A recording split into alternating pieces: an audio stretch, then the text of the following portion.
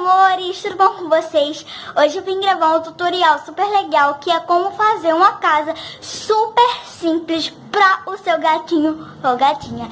Então já deixa o like se você já gostou desse do vídeo, se inscreve no canal porque a gente está rumo 999 inscritos da Ju, e se vocês querem ver é só continuar assistindo.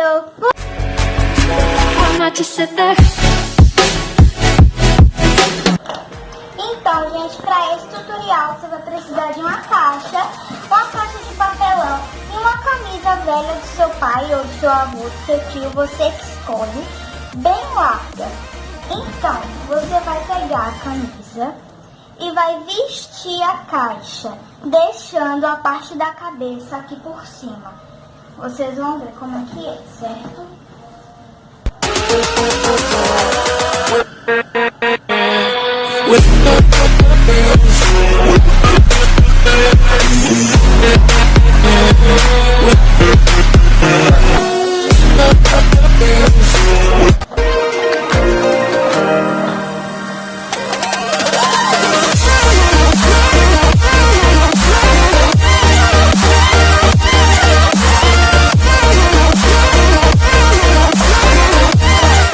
Aí vai ficar assim, certo?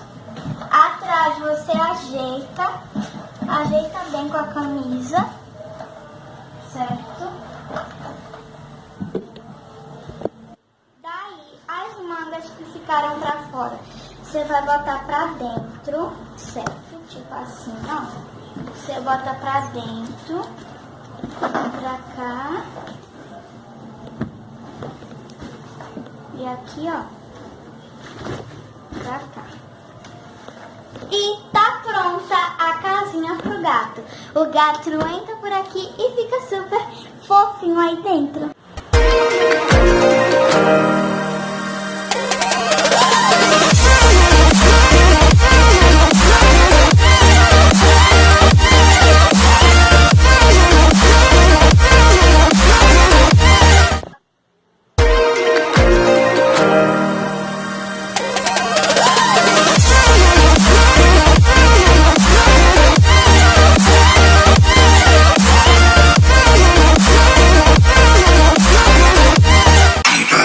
Lovely, sexy, funny, handsome, elegant, serious, reality.